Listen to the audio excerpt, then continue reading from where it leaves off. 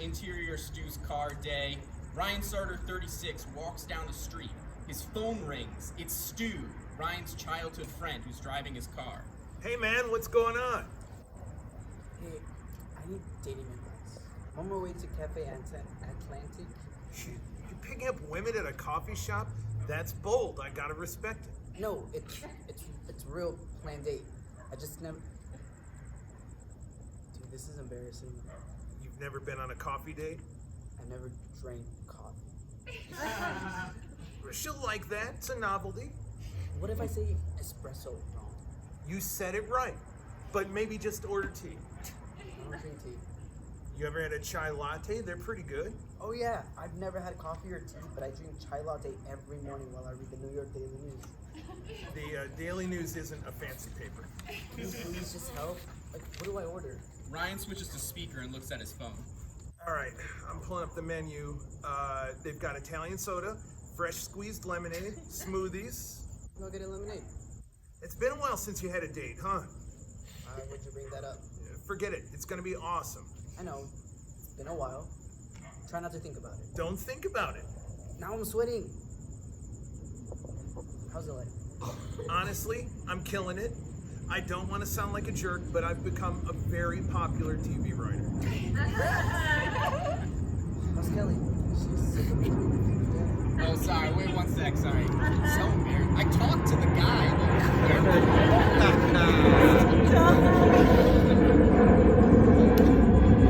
Air traffic.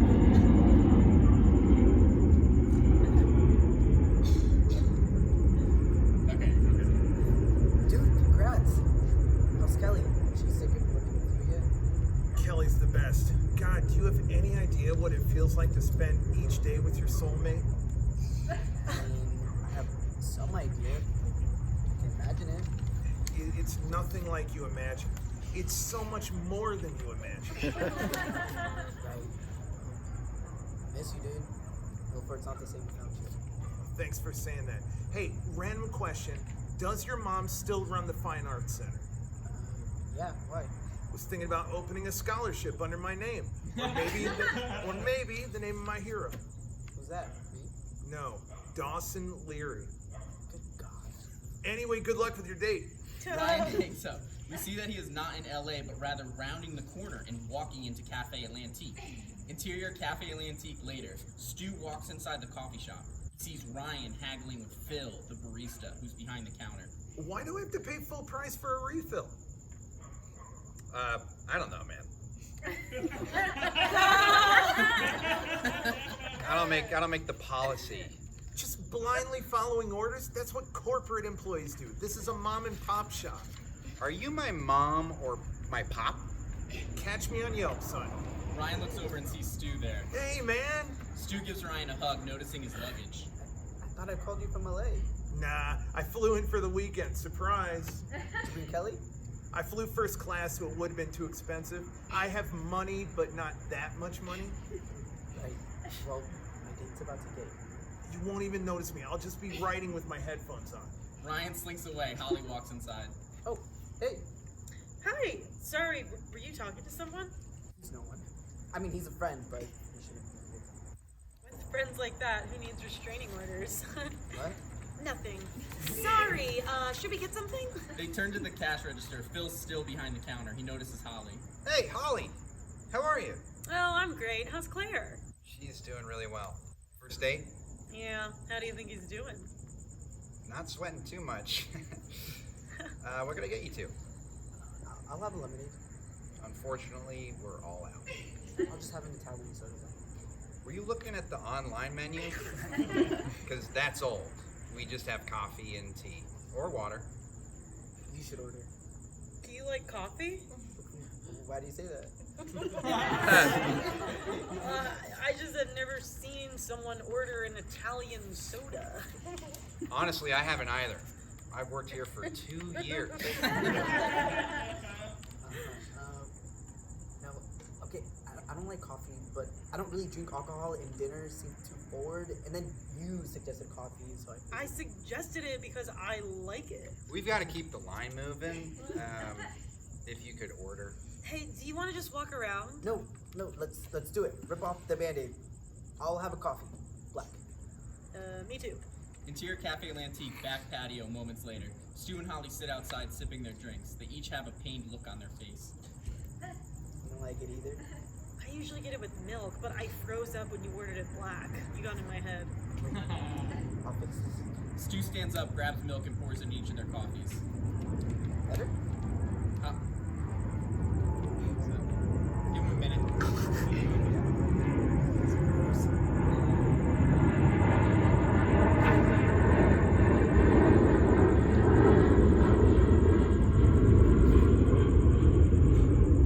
Okay. Holly takes a sip. Much better. You know, I really wish you hadn't lied to me about liking coffee. Oh, no, I'm just messing with you. Oh my god. Ryan pops up behind Stu. Well, if you don't like liars, you're in for a treat. Stu's the most honest guy I know, except for the coffee thing. Stu? I thought your name's John.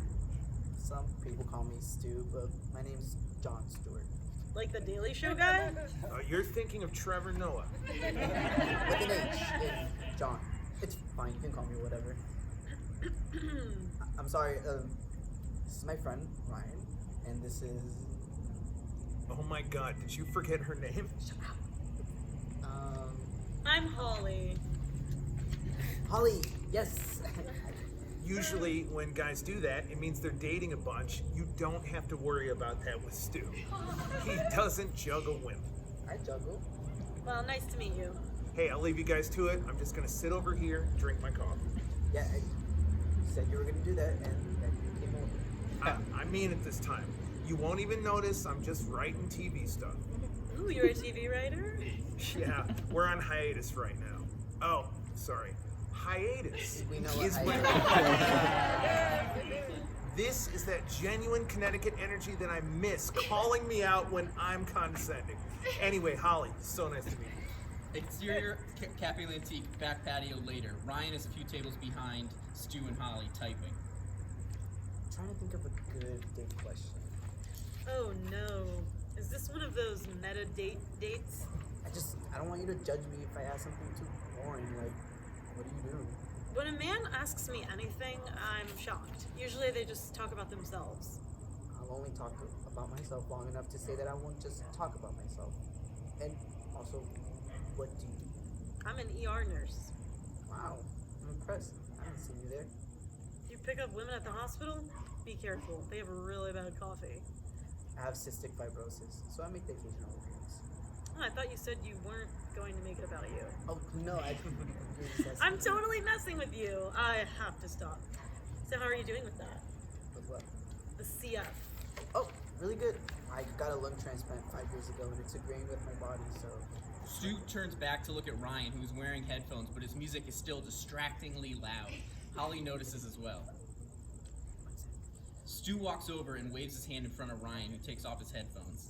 Hey, man, can you turn down the music? Dude, no offense, but don't ever interrupt me while I'm writing. It's pretty loud. I lost my train of thought. It's gone. God, I was on a roll. Actually, can you read this scene with me? In the middle of the date. She can participate. I love all types of feedback. Just please turn down the volume.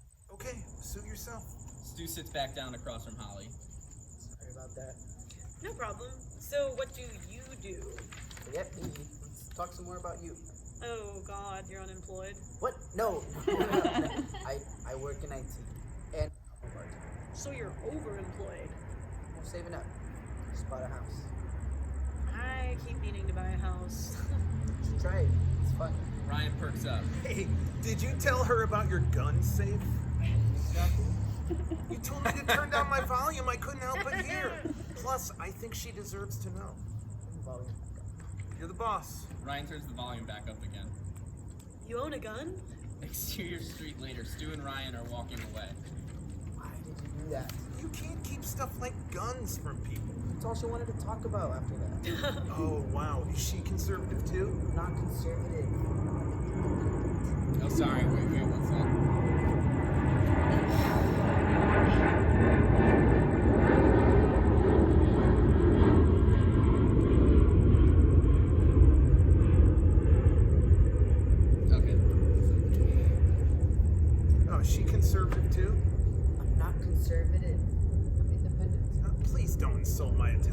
She's a liberal. I think she found me interesting in this American life. Dude, don't even worry about her. Now that I'm back in town, I'm gonna find you a real girlfriend. She's here for the weekend, right? That's enough time. We should go to a bar tonight. I'll be your wingman. Okay, cool. I gotta get dinner with Jameson first. You wanna come? I kinda hate that dude. Okay, let's just meet up later then. Nah, I don't want to be alone. I'll just eat near you guys and write. Interior Colony Pizza night. Stu and Jameson sit across from each other, drinking beer. Is that Sartor? Stu follows Jameson's eye line to Ryan, who is hunched over a laptop wearing huge Bose headphones, typing furiously. And he wanted to say hi, but he's busy. Finding a TV show. Shit, really? Jameson reaches Ryan and takes off his headphones. Who the fuck? Oh, hi, Jameson. You don't say hi? I just said hi. But you didn't come over. I've known you for 30 years, dude. I'm just writing. Big Hollywood man. You won an Oscar yet? Yeah, you didn't see me on the broadcast this year? I don't watch that shit. What do you want? Jameson notices Ryan's bag hanging from his chair. Nice purse, dude. It's a tote. Did you just come over here to make fun of me? I genuinely thought that was a purse. What if it was a purse? Is that so noteworthy? I don't know what people in LA do, okay? This is a glimpse into another world. Besides, it's not like you asked me anything about my life. Sorry. Are you still working at that liquor store? Come on, man. Are you serious? I'm the manager now. Very cool. Well, I better get back to work. Wait. So I didn't want to get all soppy, but I came over here because I wanted to say that Stu really brightens up when you're in town. Glad you still make time for him. Thanks for saying that. You know, we're actually going to a bar later if you want to join. Come in. I know this one place with some super easy ladies. Actually, I think we're gonna go home. I'm tired. As a liquor store employee, I know when someone's lying, so you guys, you're going out, and I'm going with you guys. Interior Orange Ale House later. Ryan, Jameson, and Stu lean against the bar, looking out at the smattering of people. Which woman do you have your eye on? That's some creepy phrasing. I'm married. We're engaged. Engaged? That means nothing. Ryan starts to walk away. Jameson grabs his arm. Whoa, dude. What are you doing? What are you doing? I feel like you're just disagreeing with me now for the sake of it. That's definitely part of it. The contrarian jumps out. You've been holding down the fort in Milford for years, and Stu is still single. That changes tonight. Okay, but these women don't want to be part of your agenda. You have to practice a little tact. Nah, dude, tact is whack. Stu stops Ryan. Why is everyone getting in my way? I really appreciate you trying to help, but I don't want to make a spectacle out of myself.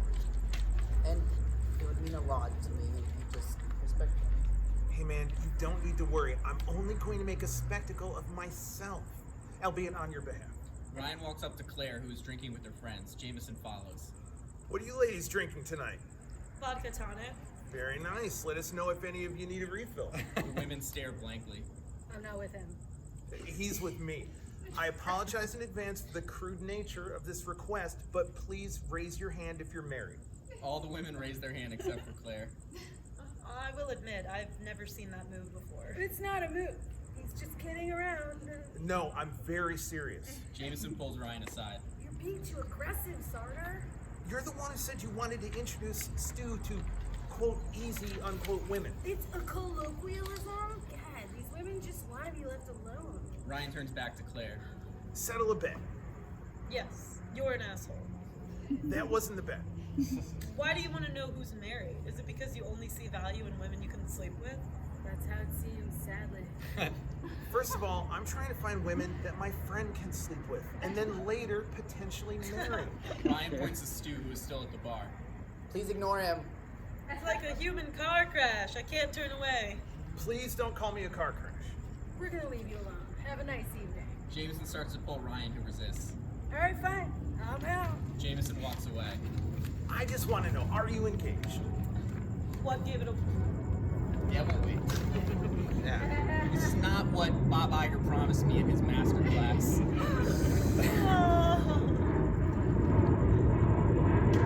There's a lot of them. There's a lot. Fucking Burbank. Who put a... Oh, I did this bit last time. That's not a bit. Who puts a fucking airport in Burbank? Stupid. Okay. You didn't have to tell them that you already said. I know.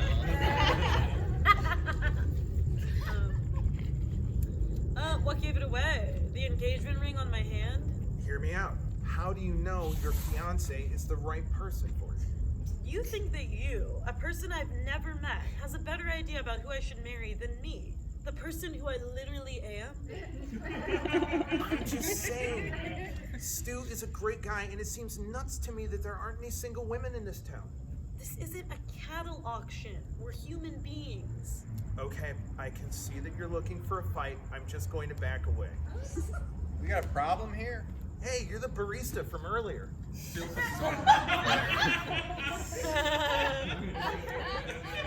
Are you bothering my fiance? Phil notices Stu. Oh wow, it's you. From the coffee date with Holly. Hey man, my friend just had a little too much to drink. We're all good. Stu starts to lead Ryan away. I'm sober, and you have to admit that it's weird that there are no single women in this town. What about men? The only single dudes I see around here are you and your loser friend. I've got a girlfriend, and Stu and Jameson. Oh, I'm married. You're married? Who would marry you? Come on, that's so rude. Well, either way, I live in LA, so don't lump me in. LA, huh?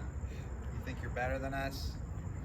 I would try to distance yourself from Sartor. This might end poorly. Yeah, actually that guy isn't. Unbelievable. Too late. Holly is gonna hear about this. Phil and Claire leave the bar. Ryan turns to Stu and Jameson. Wow, so now you guys don't even know me? You just said you couldn't believe anyone would ever marry me. Sure, fine. Stu, what's your excuse? Give me a minute. I'm gonna call Holly before Phil does. No. That's a bad idea. Well, at least that you two agree on one thing. Stu leaves. Jameson turns to Ryan.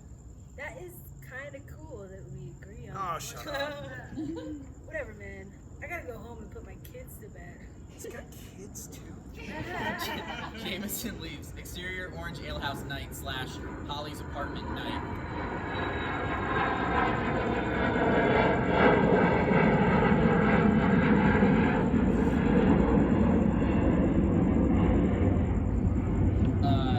Stu dials a number. Holly answers. Hello? Hey, it's John from earlier. Oh, hi. This is gonna sound weird, but I think Phil, that barista, You can just call him Phil. my friend Ryan made an ass out of himself at this bar on my behalf, and Phil said he was gonna tell you. Oh, So I just wanted to tell you that. I didn't want Ryan to do any of that stuff. got it. It's fine, actually. Okay? And sorry, I was gonna act cool and wait until tomorrow to text you, but I guess now that I have you on the phone, you wanna go out again? I've never had someone call me on the phone and ask that. Well, I mean, that's not why I called, it's just part of the call now. Right.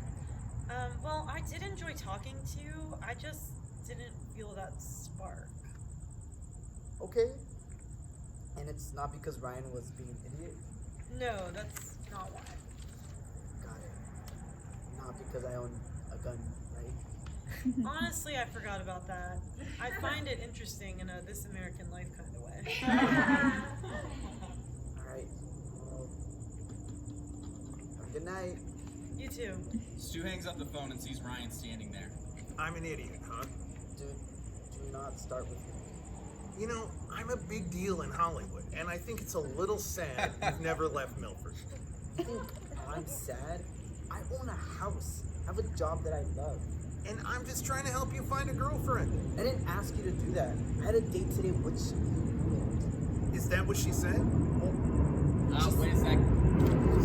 Wait a sec!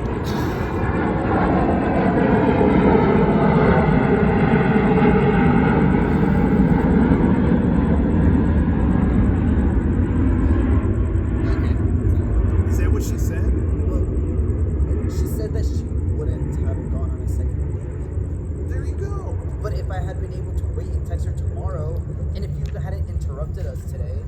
Whatever. I don't need this small town bullshit. Oh. You act like you're such a big deal, but you're just a big baby.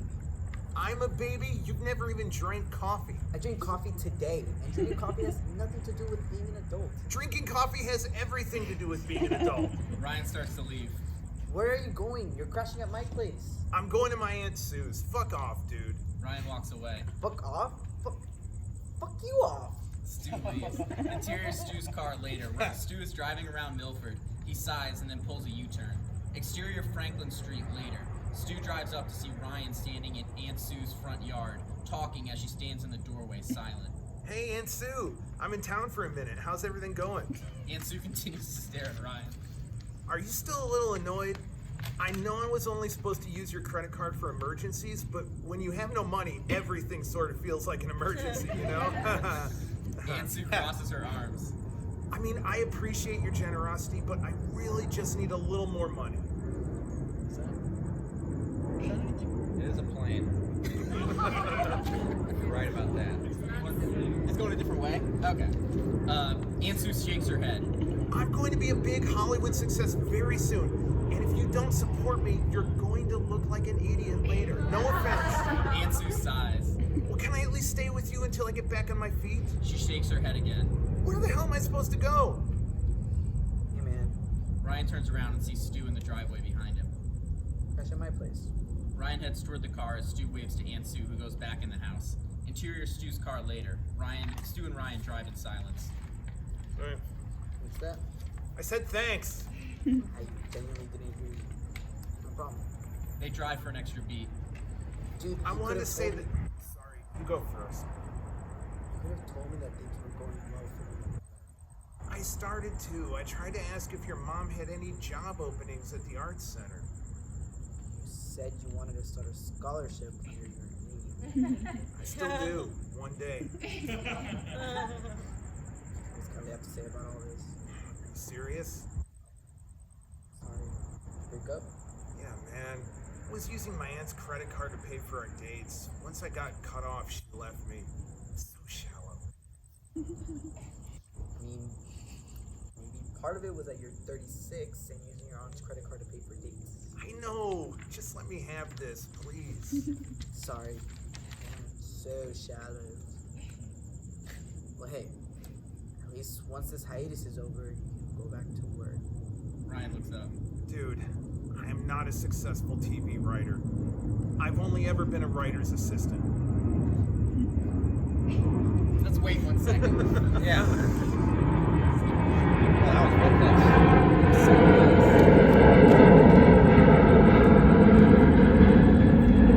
Okay, I'll read that again. Ryan looks up. Dude, I am not a successful TV writer. I've only ever been a writer's assistant. If it makes you feel any better, I don't understand the distinction. It does, actually. It does. Stu parks in his driveway. He and Ryan walk toward the house. The end. Yeah.